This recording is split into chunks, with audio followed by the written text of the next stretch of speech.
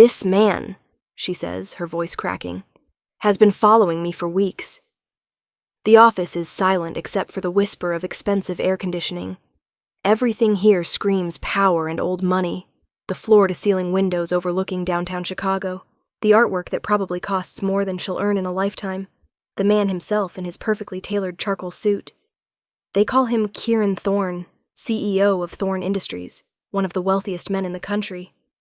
What they don't know, what Maya has only just discovered, is that he's something else entirely. Kieran picks up the USB drive between two fingers, examining it as if it's a curious insect. "And what's on this?" "Before we continue, please prove my mom wrong. She says I can't hit 1,000 subscribers. Okay, let's continue. Photos, videos, timestamps." Maya forces herself to maintain eye contact, even though every instinct tells her to look away. His gaze isn't just intense, it's ancient, like staring into the eyes of a predator that's been hunting since before her great-grandmother was born. 3 weeks' worth of documentation. He's at the diner when I arrive for my morning shift. He's outside my apartment when I get home. He sits in his car across the street from the laundromat where I wash my uniforms. Always the same man. Always watching. Why come to me? Kieran's voice is silk over steel, cultured and cold. Maya swallows hard. This is the part that sounds insane. This is the part where he'll call security and have her escorted out, and she'll lose the one chance she has at getting help. Because 3 nights ago, I saw him. Not the man following me. I saw you. In the alley behind Pete's diner where I work. You were... She trails off, the memory still too surreal, too impossible. There was another man. He attacked you, or tried to. And you moved so fast I couldn't track it, and when it was over, he was on the ground and you were standing over him, and your eyes, they weren't blue anymore. They were red, completely red. The temperature in the room seems to drop 10 degrees. Kieran sets the USB drive down very carefully, very precisely in the center of his desk. That's quite an accusation. It's not an accusation. It's the truth. Maya's hands are shaking harder now, so she clasps them in her lap. And the man following me? I saw him again that same night, watching from across the street. He saw what I saw, and now I think he knows that I know what you are, and I think he's going to kill me for it. For a long moment, Kieran doesn't respond. He simply studies her with those unsettling eyes, and Maya has the distinct impression she's being weighed and measured in ways that have nothing to do with her 5'4" frame, or her clearance rack dress, or the exhaustion that's become her permanent expression after 2 years of working double shifts. Then he speaks, and his voice is different, lower, more dangerous, with an edge that makes her skin prickle. "What's your full name?" "Maya Christine Torres. I'm 29. I live at 4782 Ashland Avenue, apartment 3B. I work at Pete's Diner on Clark Street, have for the past 18 months since I moved here from Phoenix after my mom died, and left me with $40,000 in medical debt." The words tumble out in a rush. "I don't have money for a lawyer or a private investigator. The police took a report but said they can't do anything unless he actually threatens me or tries to break in. I'm nobody. I have nobody. And if he kills me, no one's going to care enough to find out who did it."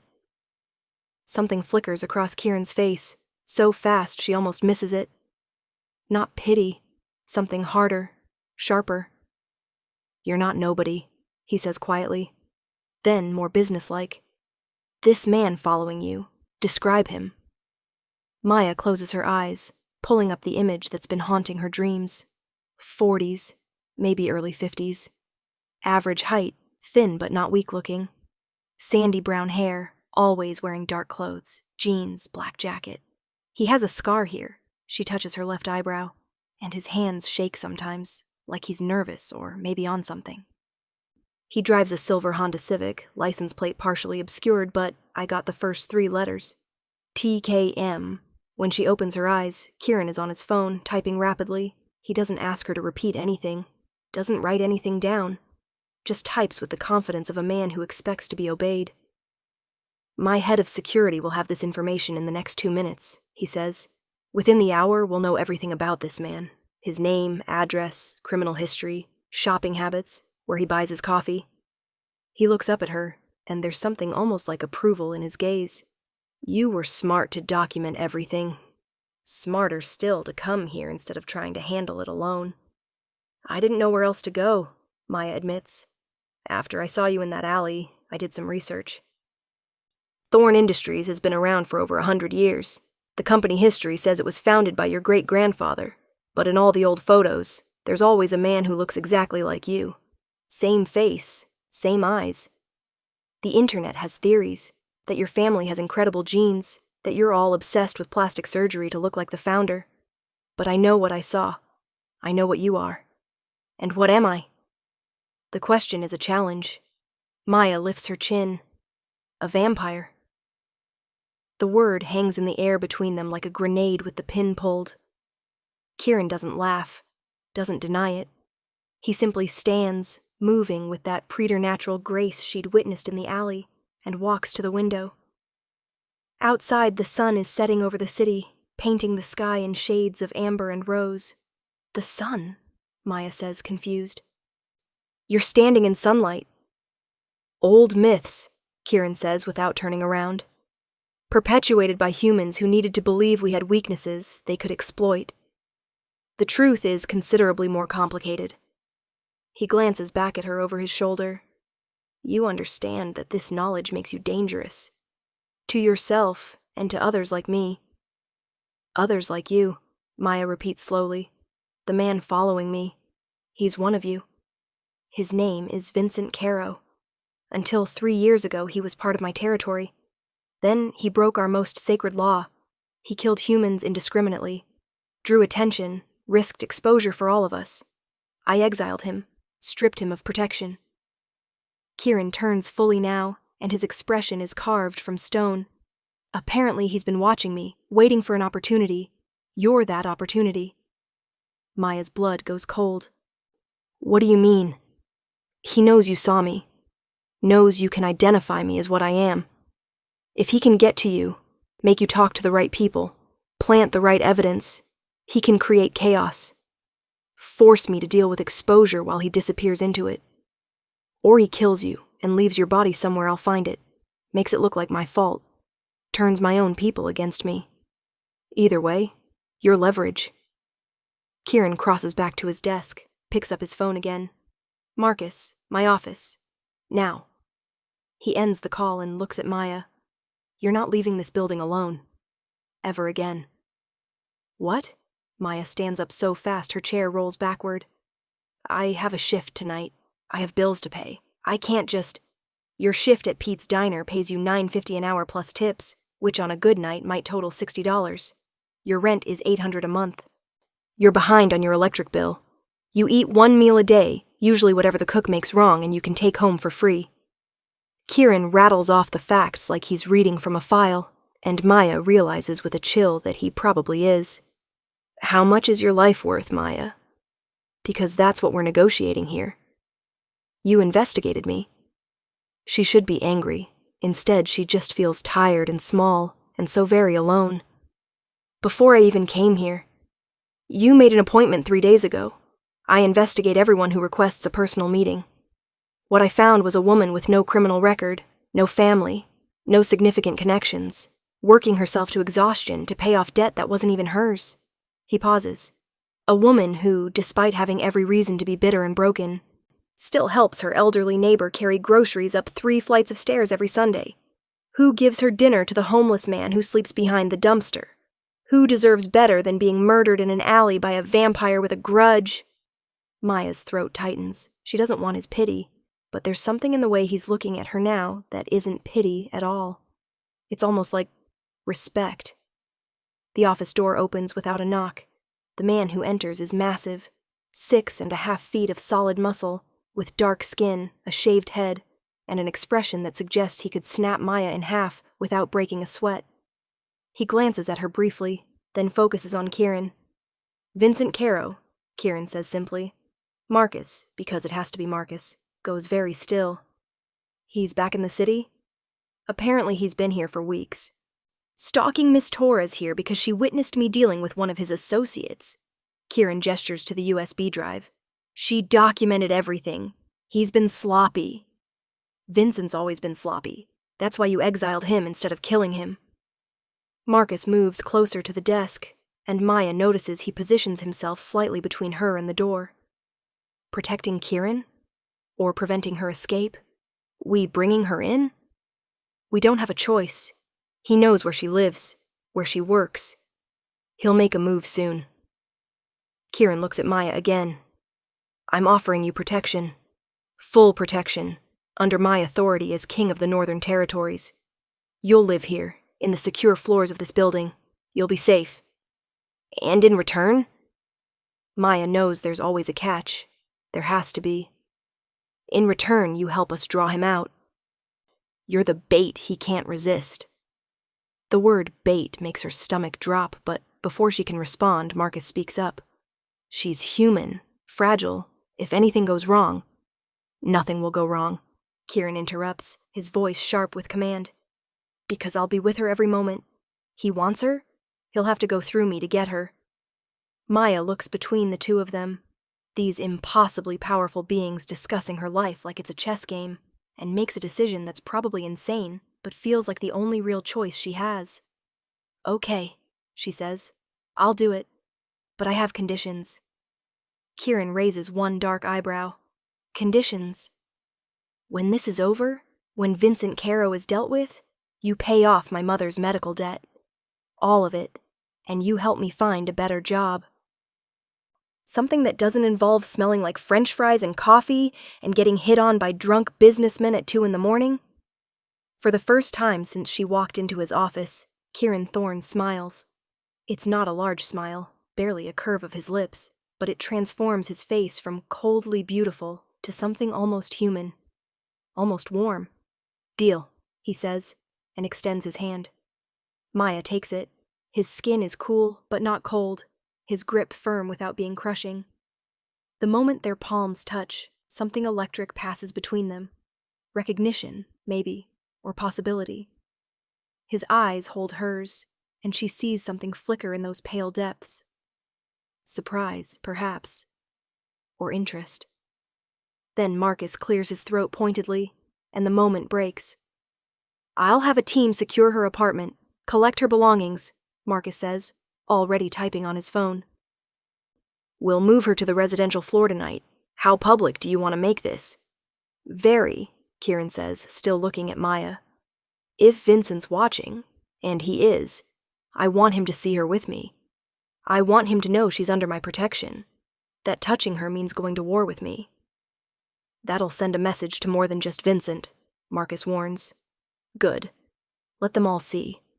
Let them know that what's mine is not to be touched. The possessiveness in Kieran's voice should bother Maya, should set off alarm bells and feminist outrage. Instead, it makes her feel something she hasn't felt in 2 years. Safe. Protected. Like maybe, for the first time since her mother died, she's not facing the world completely alone. What do I tell Pete? She asks. My boss at the diner. He's been good to me. I can't just disappear. Tell him you got a better job, Kieran says. Because you have. As of this moment, you're employed by Thorne Industries as my personal assistant. Starting salary, $80,000 annually, full benefits, housing included. Maya actually laughs, the sound sharp and slightly hysterical. I don't know how to be a personal assistant. I barely graduated high school. You documented a stalker for 3 weeks with the thoroughness of a trained investigator. You identified a supernatural creature most humans refuse to believe exists.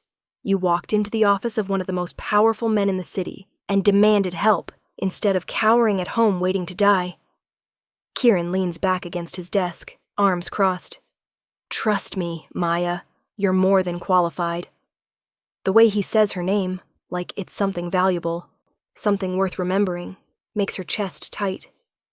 Marcus finishes whatever he's typing and looks up. Team's mobilizing. They'll have her apartment cleared within 2 hours. I'm assigning Daria and James to close protection until we neutralize Caro. He hesitates, then adds, You know he's not going to come at this directly. Vincent's a coward. He'll look for weakness, for gaps. Then we don't give him any. Kieran pushes off the desk and moves toward a door Maya hadn't noticed before, partially hidden behind a bookshelf. Come, I'll show you where you'll be staying. Maya follows, Marcus falling into step behind her like a silent shadow. The hidden door leads to a private elevator, all brushed steel and soft lighting.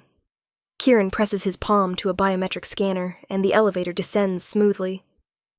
How many people know, Maya asks quietly, about you, about what you are? More than you'd think, fewer than you'd hope. Kieran doesn't look at her, his gaze fixed on the elevator display. We've been hiding in plain sight for millennia.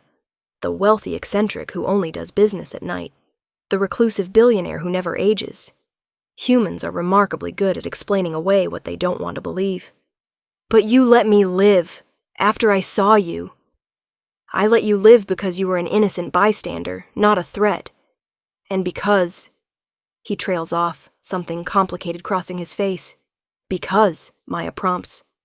Because you looked terrified, but you looked the vampire I was fighting in the eye anyway. You didn't run, you didn't scream, you just watched, like you were trying to understand. He finally turns to face her, and the intensity of his gaze steals her breath. That kind of courage is rare. I wanted to see what else you might be capable of. The elevator doors open onto a hallway that looks like it belongs in a luxury hotel. Plush carpeting, artwork on the walls, soft lighting from sconces that might actually be real crystal. Marcus leads them to a door halfway down the hall and unlocks it with another palm scan. Your rooms, he says, stepping aside. Maya walks into what has to be the most beautiful space she's ever inhabited. The main room is open concept, with floor-to-ceiling windows offering a stunning view of the city. There's a full kitchen with gleaming appliances, a living area with furniture that looks like it costs more than her current year's salary, and through an open doorway, she can see a bedroom with a bed so large it could fit 4 people comfortably. This is... She can't find words. This is too much.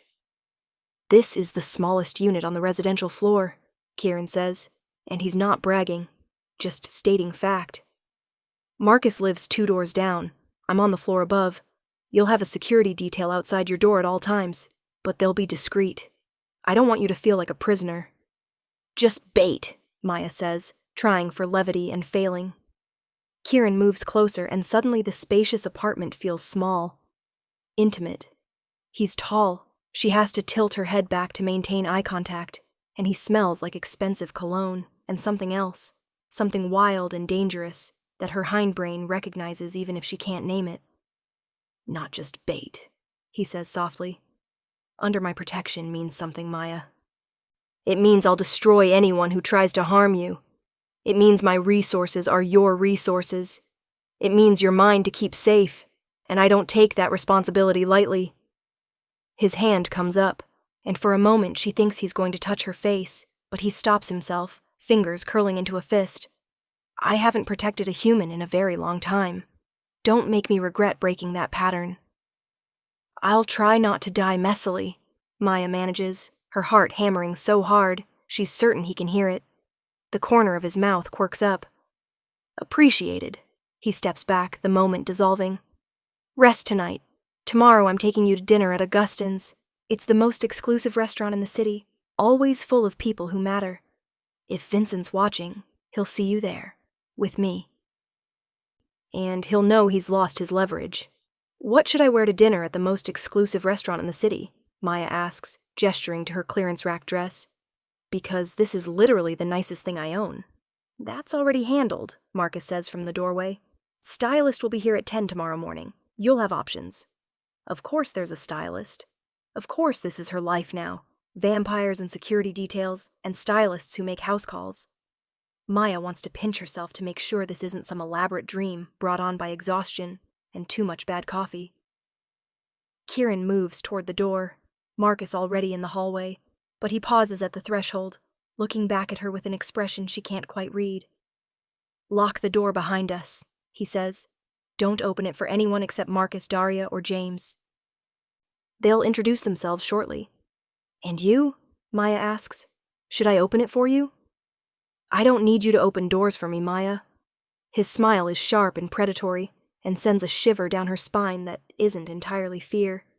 But if you invite me in, I'll always accept. Then he's gone, the door clicking shut behind him, and Maya is alone in her beautiful prison with her racing heart and the growing certainty that she's just entangled her life with something far more dangerous than a stalker vampire. She locks the door, takes off her shoes, walks to the enormous windows and stares out at the city glittering below like a field of stars brought to earth. Somewhere out there, Vincent Caro is watching, planning, waiting for his chance. And here she is, protected by a vampire king who looks at her like she's a puzzle he wants to solve. A treasure he wants to keep, a weakness he can't afford but is accepting anyway. Maya touches the glass, her reflection ghostly and small against the vast darkness beyond. "What have I gotten myself into?" she whispers. The city offers no answers. Only the distant wail of sirens and the glow of a million lives being lived, none of them quite as strange as hers has suddenly become. Her phone buzzes in her purse, a text from Pete at the diner asking if she's okay, if she's coming in tonight. Maya sits on the impossibly comfortable couch and types out a resignation, an apology, a thank you for everything he's done. She doesn't mention vampires or stalkers or billionaire CEOs who may or may not be planning to use her as bait. Just says she got an amazing job opportunity she can't pass up, that she'll miss the early morning regulars and the smell of fresh coffee and his terrible jokes about the politicians who come in for breakfast meetings. Pete responds immediately, "Proud of you, kid. You deserve good things. Don't be a stranger." Maya sets the phone down and presses her palms to her eyes, willing herself not to cry. She's cried enough these past 2 years, at her mother's bedside, at the funeral, over bills she couldn't pay, and dreams she had to abandon. She's done crying over the past. Whatever happens next, whatever price she pays for accepting Kieran Thorne's protection, at least she's moving forward. At least she's fighting back against the darkness that's been trying to swallow her whole. A knock at the door makes her jump through the peephole. She sees a woman with short platinum hair and a man with warm brown skin and kind eyes. Both of them hold up ID badges, Thorne Industries security. "Daria Kowalski and James Chen," the woman says, her voice slightly accented, Eastern European, maybe Polish. "We're your protection detail. Just wanted to introduce ourselves, show you our faces so you know who to trust." Maya opens the door but keeps the chain engaged. "How do I know you're really who you say you are?" James grins, clearly approving of her caution. "Smart. Here." He holds his phone up to the gap, showing her a text message from Marcus. "These are your people. Trust them. They'll die before they let anything happen to you." Maya releases the chain. Daria and James don't try to come in, just stand in the hallway, looking professional and somehow reassuring. "We'll be out here all night," Daria says. "Shifts rotate every 8 hours. During the day, you'll have Cameron and Yuki. Anytime you leave this apartment, one of us comes with you. Non-negotiable."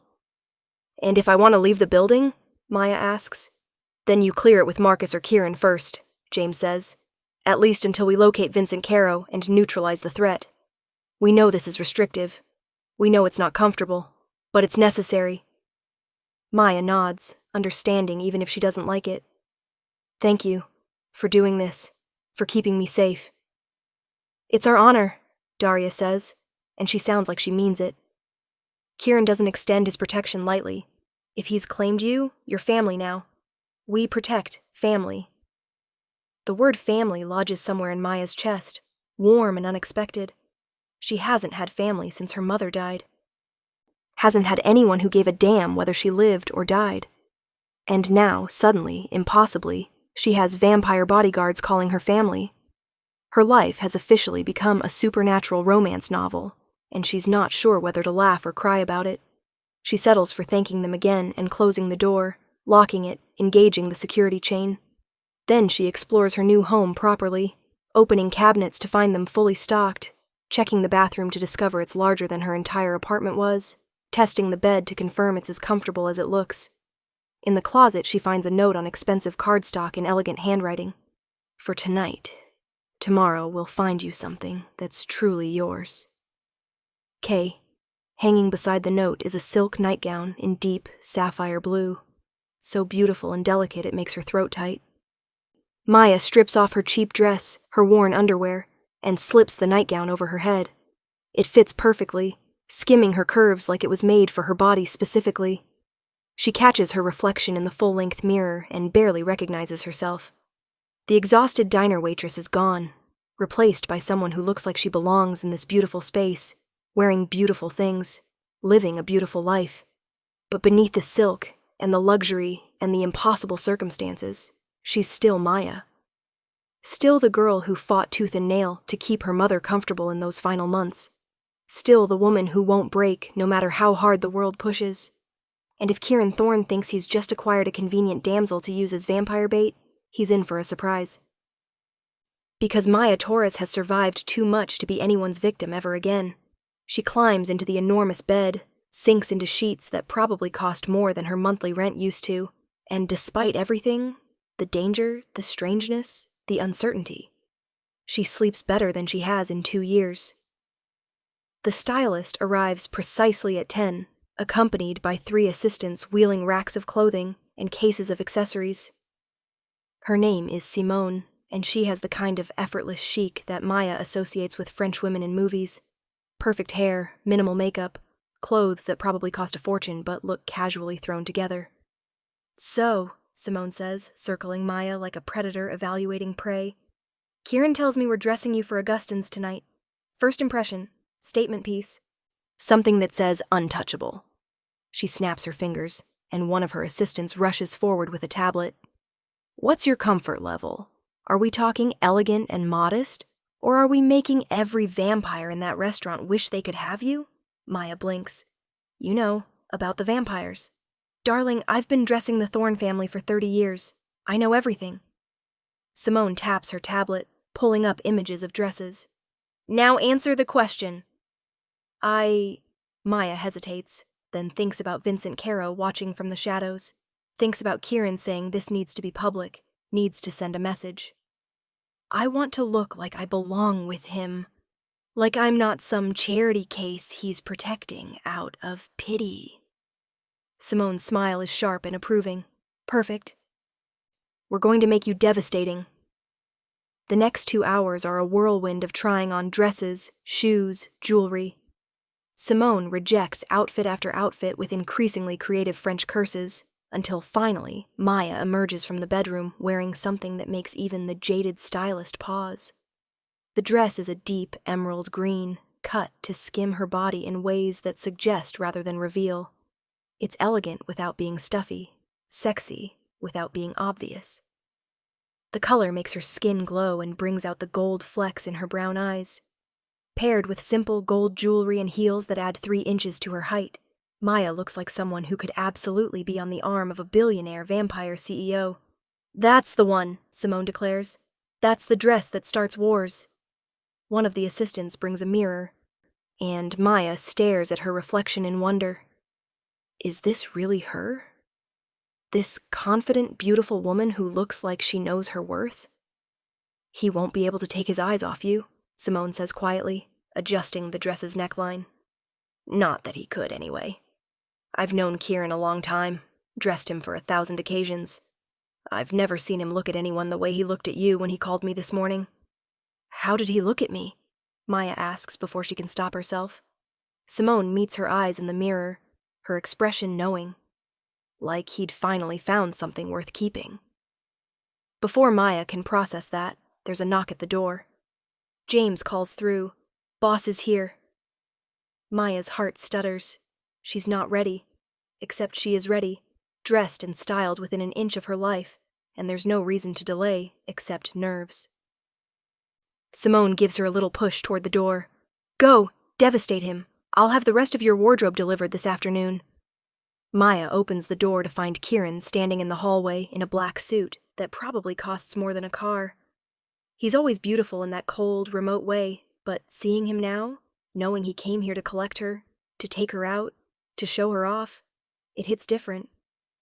His eyes travel over her slowly, taking in every detail of the dress, the shoes, the way her hair has been styled in loose waves over her shoulders. When his gaze finally meets hers, there's heat in those pale depths that wasn't there before. "You look," he trails off, something almost like wonder in his voice. Like I belong with you, Maya supplies, remembering what she'd told Simone. Like you eclipse me entirely. Kieran extends his hand. Ready? Maya takes it, and just like yesterday, that electric current passes between them. But this time, he doesn't let go. He threads his fingers through hers and keeps her close as they walk to the elevator, as if touching her is as natural as breathing. In the elevator, alone for the first time since last night, Kieran turns to her. You understand what tonight is? What it means? You're making me visible. Making sure Vincent sees me with you, knows I'm under your protection.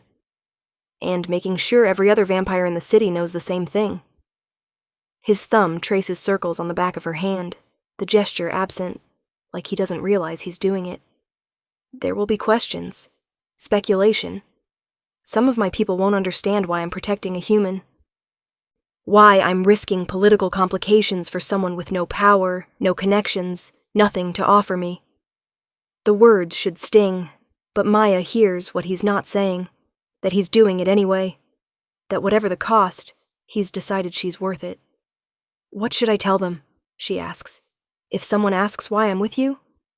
Kieran's smile is slow and dangerous. Tell them the truth.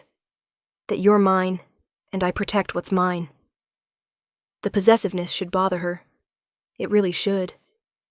But Maya finds herself leaning into it instead, into the safety and certainty it represents. She's been on her own so long, fighting every battle alone. Letting someone else be strong for her, be dangerous for her, be willing to start wars for her. It's seductive in ways she didn't expect. The elevator opens onto an underground parking garage where a sleek black car waits, a driver already behind the wheel. But it's not the car that catches Maya's attention. It's Marcus, standing beside it with 2 other security personnel, all of them armed and alert. This is a lot of protection for a dinner date, Maya observes.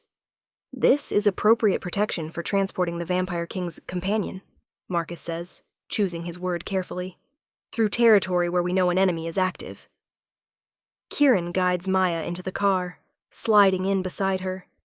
The interior is all leather and luxury, the privacy screen already raised between them and the driver. Through the tinted windows, Maya watches Marcus and the security team climb into a second vehicle. As they pull out of the garage into the early evening darkness, Kieran's hand finds hers again. You're quiet. I'm terrified, Maya admits. Not of Vincent, or not just of Vincent. Of this. Of how fast everything is changing. Yesterday I was a waitress drowning in debt. Today, I'm wearing a designer dress on my way to dinner with a vampire king. Tomorrow, she trails off, uncertain. Tomorrow you'll still be here. Still under my protection. Still safe. Kieran's grip tightens fractionally. I know this is overwhelming. I know I'm asking you to trust me without having earned that trust yet. But Maya, I swear to you I will not let Vincent Caro or anyone else hurt you. Not while I still exist.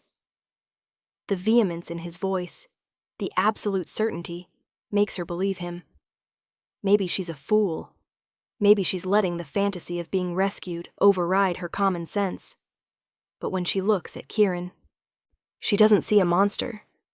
She sees someone who's lived a very long time, seen terrible things, become hard because that's what survival required, but who still somehow is capable of choosing to protect someone weaker not because he has to, but because he wants to.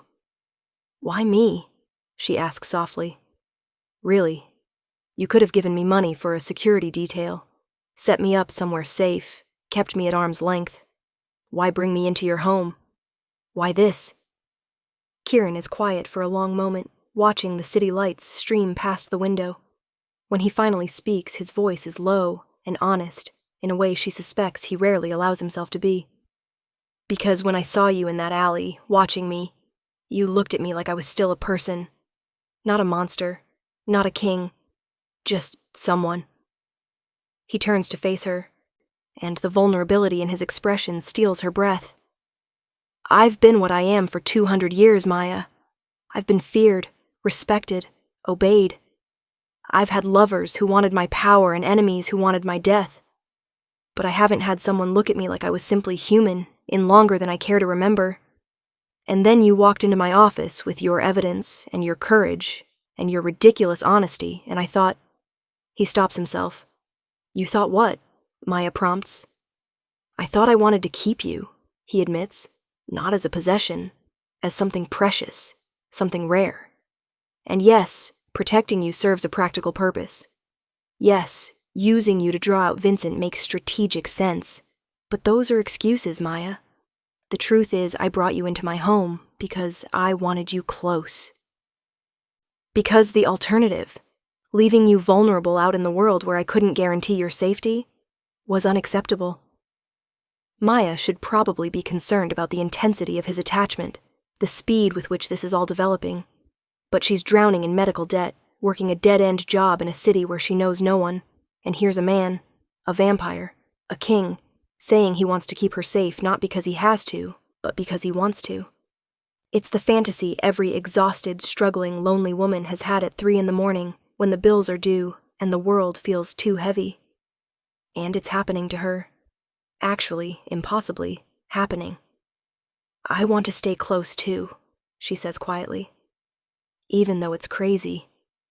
Even though I should probably be more afraid than I am. When I'm with you, I feel safer than I have in years. And I don't know if that's stupid or if it's just true." Kieran lifts her hand to his lips, pressing a kiss to her knuckles that's oddly old-fashioned and achingly gentle. "It's true. And I'll prove it to you every day until you believe it without question." The car glides to a stop in front of a building that's all glass and modern architecture, with a discreet sign reading Augustine's in elegant script. A valet opens the door, and suddenly, they're stepping out onto the sidewalk where people in expensive clothes are doing double takes, where cameras flash as someone recognizes Kieran Thorne, where Maya is very suddenly, very publicly, on the arm of one of the most powerful men in the city.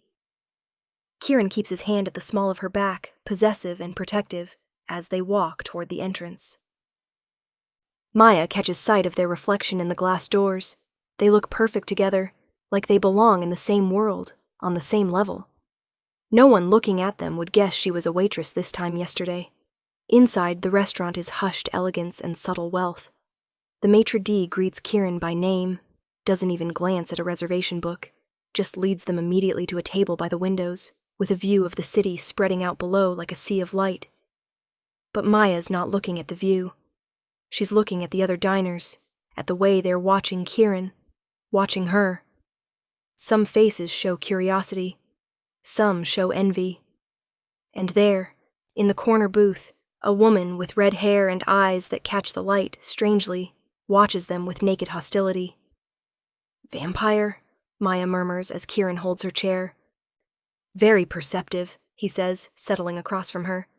"Her name is Catherine Rousseau. She's been trying to form an alliance with me for decades. She's not pleased to see me here with someone else." "Should I be worried?" "About Catherine?" "No. She's ambitious but not stupid. She won't move against you openly."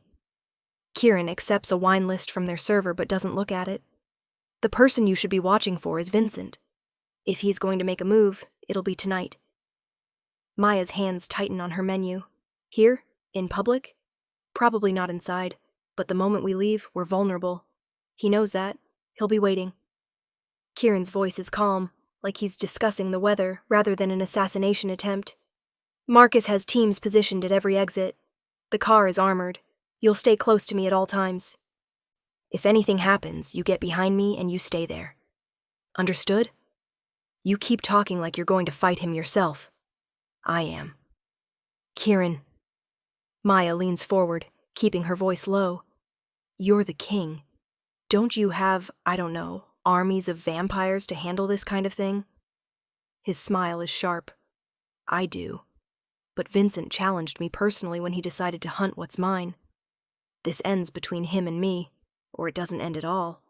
He finally glances at the menu. "Now, the salmon here is excellent. Trust me?"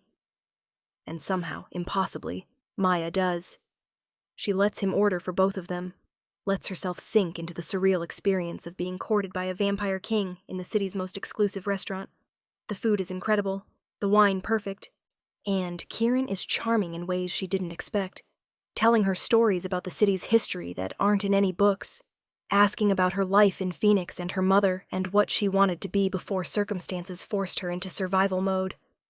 "I wanted to be a teacher," Maya admits over dessert. "Elementary school. I love kids, love the idea of helping them learn and grow. But college was expensive and Mom got sick and..." She shrugs. "Life happened." "It's not too late," Kieran says. "You're 29, not 90. When this is over, when you're safe, we'll look into programs. Online degrees, scholarships, whatever you need." "You can't just fix my entire life," Maya protests, but without much heat. "Watch me." Kieran's eyes gleam with something like amusement. "One of the benefits of being extremely wealthy and functionally immortal, I have the resources and the time to invest in things that matter. And you, Maya Torres, are starting to matter quite a lot." Before she can respond to that declaration, Catherine Rousseau appears at their table, all red hair and calculated charm and predatory grace. "Kieran," she purrs, "how lovely to see you out and about, and with such interesting company." Her gaze rakes over Maya with thinly veiled disdain. "You must be very special to capture our king's attention." Maya feels the insult in every syllable, the implication that she's not good enough, not vampire enough, not worthy of sitting across from Kieran Thorne. And something in her, the part that survived her mother's death and the crushing debt and 2 years of barely scraping by, rises up fierce and unbreakable. She smiles, sweet and sharp. "I must be. He certainly seems to think so." Kieran's hand finds hers on the table, a clear claiming gesture that makes Catherine's eyes narrow. "Catherine, was there something you needed?" "Just curious about your new pet," Catherine says, dropping all pretense of civility. "Really, Kieran, a human? You're risking so much political capital on someone so fragile, so temporary. Surely you see how this looks." "I see that my personal life is none of your concern," Kieran says coldly. "And I see that you're beginning to bore me. If you'll excuse us." It's a dismissal, clear and cutting. Catherine's face flushes with anger, but she's smart enough not to push further. She leaves with a final venomous glance at Maya, who refuses to look away first. When she's gone, Kieran squeezes Maya's hand. Well handled. "I've dealt with mean girls before," Maya says, trying to sound casual even though her heart is racing. "High school wasn't that long ago." "The difference is these mean girls can kill you with their bare hands," Kieran says dryly. "But your instinct was correct. Showing weakness to someone like Catherine is worse than showing strength. She'll respect you more for standing your ground, even if she won't like you for it." They finish their meal without further interruption, but Maya notices the way other diners watch them, the whispered conversations, the pointed glances. She's become a topic of speculation in vampire circles, she realizes. The human girl who somehow caught the attention of Kieran Thorne. Some probably think she's a blood source, a pet he'll tire of quickly. Others might wonder if there's more to her than meets the eye, some power or connection that makes her valuable. None of them know the truth, that she's just Maya, and that somehow, impossibly, that seems to be enough for him. They're preparing to leave when Marcus appears at Kieran's shoulder, his expression grim. North entrance. Vincent's been spotted. Kieran stands smoothly, helping Maya to her feet. How many with him? 3 that we've identified. Could be more. Marcus positions himself on Maya's other side. James and Daria are bringing the car around. We go out fast, get her inside, don't engage unless necessary. No, Kieran says quietly. And there's something in his voice that makes even Marcus pause. We go out the front. I want him to see her, to understand that she's with me now, that his opportunity is gone. Kieran. That's an order, Marcus. Kieran looks down at Maya, and his expression softens fractionally. Trust me. I won't let him touch you. Maya nods, throat tight with fear and adrenaline, and something that might be trust or might be insanity.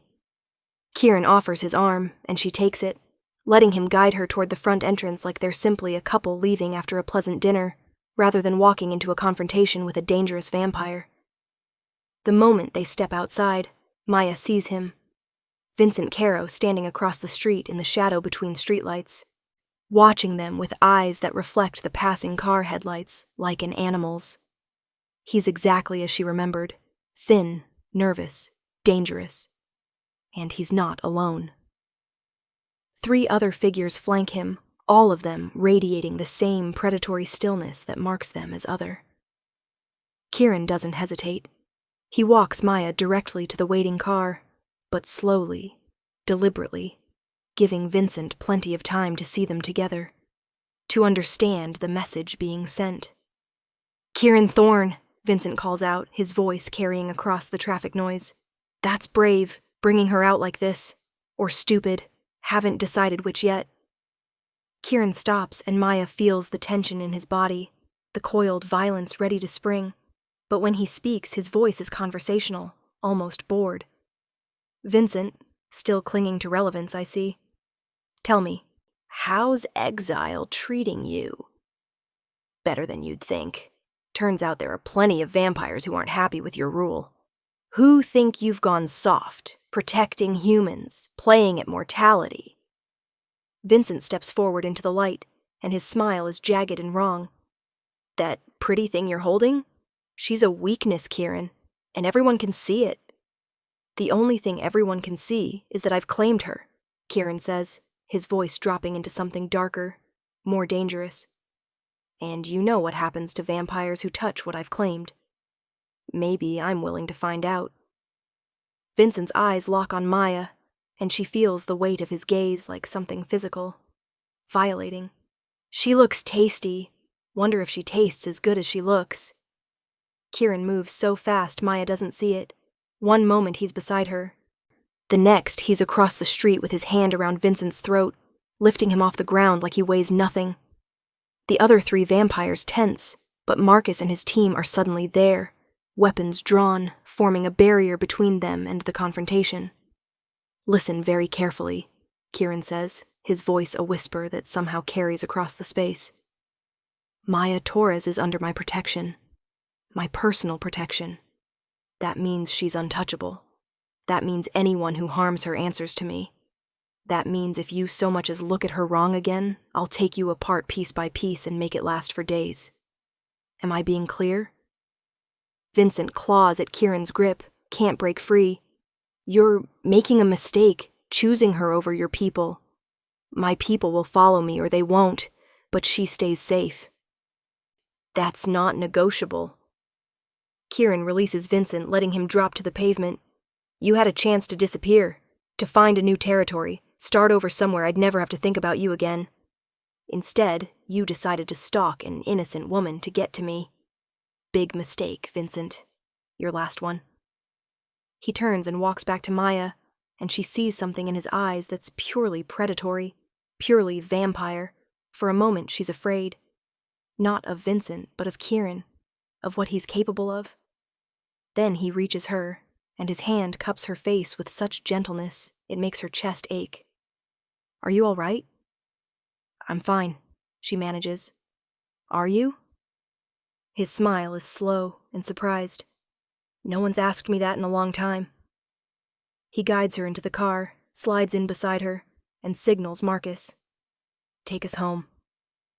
As they pull away, Maya looks back to see Vincent still on the ground, his companions helping him up, and she knows this isn't over. He won't accept defeat this easily.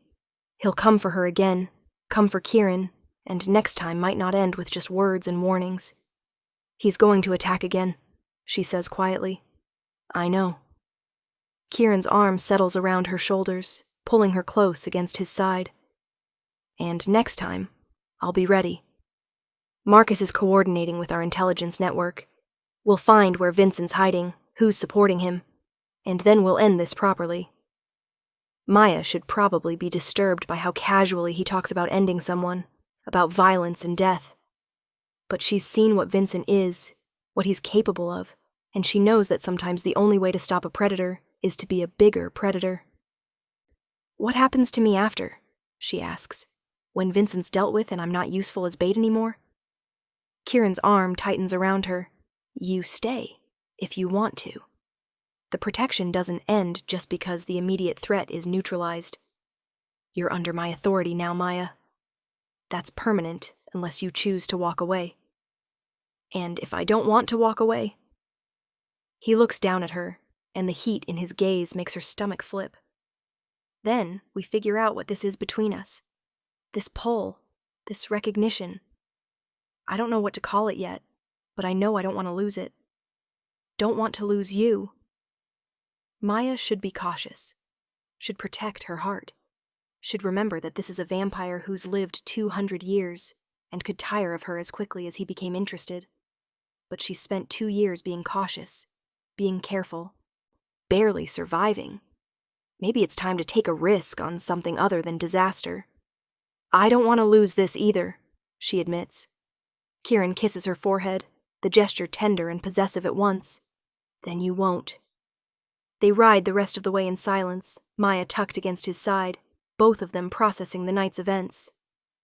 When they finally reach Thorn Industries, Marcus has already cleared the building, has security teams sweeping every floor. In the elevator up to the residential level, Kieran says, I'm staying with you tonight, in your apartment. I'll take the couch, but I'm not leaving you alone until we know Vincent's next move. You don't have to, Maya. He turns to face her fully. I absolutely have to. I can't protect you if I'm floors away. And after tonight, after publicly claiming you like that, Vincent will be desperate. Desperate vampires make stupid moves. I need to be there when he makes his. The doors open, and Daria and James are waiting, looking alert and ready. Kieran nods to them and escorts Maya to her door, waiting while she unlocks it before following her inside. The apartment is exactly as she left it this morning, but it feels different now. Not like a gilded cage, but like a refuge. Her home, even if temporary. Maya gestures toward the bedroom, suddenly unsure. I should probably change. Kieran settles on the couch, looking perfectly at ease in his expensive suit in her living room. Take your time. In the bedroom, Maya changes out of the beautiful dress and into comfortable pajamas. Not the silk nightgown from last night, but actual cotton pajamas that don't make her feel like she's trying to be someone she's not. She washes her face, brushes her teeth, and when she comes back out, Kieran has removed his jacket and tie, rolled up his shirt sleeves, and is staring out the windows at the city. You don't have to take the couch, Maya says, the words coming out before she can think better of them. The bed is huge. We could both fit comfortably without... if you wanted to actually sleep instead of just keeping watch. Kieran turns to look at her, surprise flickering across his face. Maya, I'm not propositioning you, she clarifies, face heating. I just mean you've been up all day handling business things and now you're protecting me all night and you should be comfortable. That's all. For a long moment, Kieran just looks at her, and she can't read his expression. Then he says very softly, You continue to surprise me. Is that a yes or a no? It's a yes. He moves toward the bedroom, past her, and she catches that wild, dangerous scent again, the one that reminds her he's not human, no matter how human he seems. But Maya, understand? If I share your bed, even innocently, every vampire in this building will smell me on you tomorrow. They'll know I spent the night in your space, in your territory. It'll make certain implications. What kind of implications? That you're not just under my protection, that you're mine in a more permanent, intimate way. He pauses in the doorway, looking back at her. I need you to be sure that's what you want people to think. Maya considers this, considers what it means to be claimed by him not just publicly, but personally. Considers whether she's ready for that, whether it's too fast, too intense. Then she thinks about how safe she feels when he's near. How, for the first time in so long, she's not facing everything alone. How he looked at Vincent Caro and promised violence to keep her safe, and meant it. I'm sure, she says. Kieran's smile is genuine and warm and transforms his entire face. Then let's sleep. Tomorrow's going to be complicated. They settle into the enormous bed, with enough space between them to be respectable. But Maya is intensely aware of him beside her.